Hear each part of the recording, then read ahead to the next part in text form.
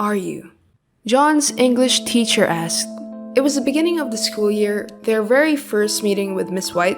Nobody knew her yet, so nobody knows what to say. She paced around the room and tapped on his classmate's shoulder. And then he said something like, I'm a student, I'm 17, and by the look on her face, the way she was smiling at him like that, John thought, oh, it wasn't the answer that she was looking for. She called several more students, and all of them they would answer something generic like, I'm smart, or I like to draw, and she would shake her head each time. John observed the teacher as he tried to think of an answer that would impress her. Because, well, John is a suck-up, he's a nerd. All you've given me is a description of yourselves. Why don't you try to think a little deeper? She said, and it seemed to annoy every student. Now, who are you? And then something clicked in John's mind. Of course, this was English class, he thought. A subject where we overanalyze things and come up with supposedly deep interpretations. And in that moment, John began to construct a sentence in his mind. A sentence so elaborate and so pretentious that surely it would impress the teacher. He raised his hand. As a matter of fact, he was the only one whose hand was raised. Everyone else was trying to avoid eye contact with the teacher to avoid getting called. This was it, John thought. I'll get to impress my teacher when I get called. As soon as Miss White's vision landed on John, though, the school bell began to ring. She bid goodbye and left the class. Dang it. So much for getting the teacher's attention. Ugh, finally, she left. John overheard his classmates. I was getting tired of that dumb question. Who even asked that? Obviously, she's just trying to sound deep and smart. Hey, Tyler, who are you? I don't know, Keith. Who are you? Pretty soon, the entire class made it an inside joke. They kept asking, who are you, to each other, as a way of making fun of Miss White. And to some degree, John pitied her. Miss White was only trying to ask a philosophical question. Perhaps she hoped someone would genuinely find that question worth thinking about. But then again, it was very boomer of her to think that. Nobody really cared about those things. Even John wanted to answer that question for the sole purpose of impressing her. And then John thought, do any of us know who we really are? Let me ask you this question. How do you define your true self? By how you look? By how you act? Or by how people view you? By the age of 2, toddlers already develop a sense of me. By middle school, they already form a distinction between the ideal and real self. Ideal self is what you'd like to be, and real self is, well, who you really are, objectively. These conceptions, they help form your self-concept, a term used to how people think about, evaluate, or perceive themselves. Today, we'll be talking about the concepts that will help you build your sense of self. Before that though, make sure to subscribe to my channel to be notified every time I upload a video. So our self-concept is like basically how we view ourselves, right? Whether we're good or bad people. We determine these things through feedback from others. For example, if I show my grades to my Asian parents and they don't look happy about it, that means I'm shameful to my family. Hey mom, can you sign my report card? Oh, okay, let me see. A+, A+, A+. Mom, are you okay? Yeah, I'm fine. Okay, I'm gonna go take a nap. Hey mom, have you seen my laptop?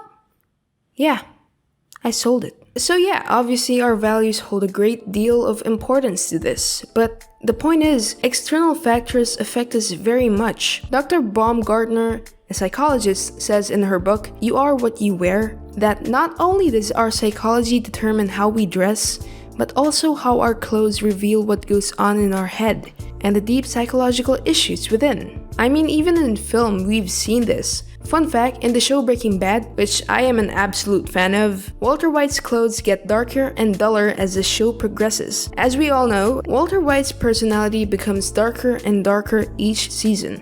And it was really cool that the director managed to show this through his clothes. Just like in our clothes, what goes on in our head is reflected in what state our room is in. Jordan Peterson explained that our room, or really anything that we associate ourselves with, is an extension of our minds. A study suggests that people who describe their homes as messy are more depressed compared to people who describe their homes as orderly. I mean, for real, this is a place where we eat, sleep, and watch Netflix in. If you don't have time to clean your room, do you even have time to take care of yourself? So we're back in clothing. There's a study that examined a concept called enclothed cognition, which is basically like the influence that your clothes have over you. Think of Adrian from Miraculous Ladybug, or The Mask. The moment they wear their clothes, they transform into this alter ego. It was like wearing their costumes was like a switch that could make them another person.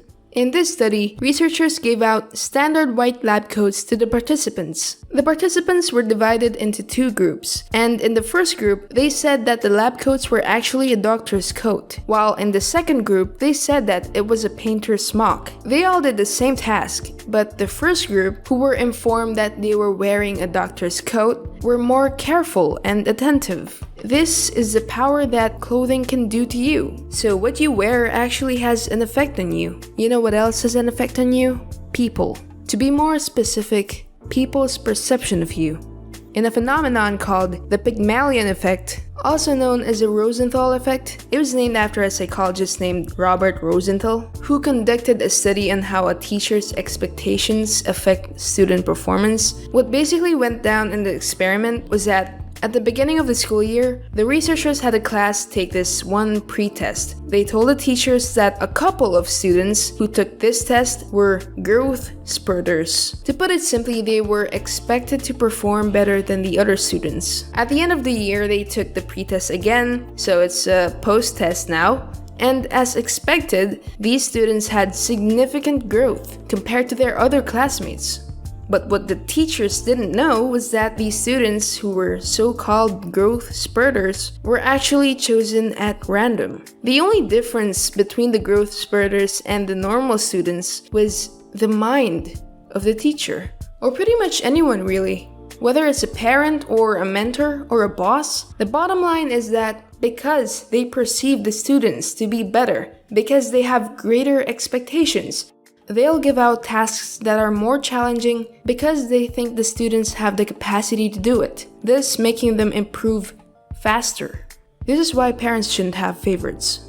Once you develop greater expectations of yourself, you'll be more likely to achieve tasks that you previously thought you couldn't do. So have some confidence in yourself, just don't overdo it and become a narcissist. What we can learn from these concepts is that your environment influences your perception of yourself. But what's cool about this is that you can change your environment. Clean your room. Jordan Peterson wonderfully summarizes what we can do to improve ourselves with this one quote. As I said earlier, your room reflects who you are. The dirtier the room, the messier your mind might be. However, like your clothes affect your mood, cleaning your room gives your mind space to declutter. Your room, Jordan Peterson says, is an externalization of your mind. The phrase clean up your room should be taken both literally and metaphorically. Clean up your room to clear up your mind. But also, get rid of the things that don't really match up with who you are. Like how Dr. Peterson beautifully put it, some things improve your integrity, some things disintegrate you. Cleaning up your room, in every sense of the phrase, is a way of organizing yourself, of making yourself be better by first making your environment better. I hope you enjoyed this video. I'll be putting up some links in the description, so yeah, if you like this video, give it a thumbs up, like, and hit subscribe. You can also check out my other videos, so yeah. Thanks.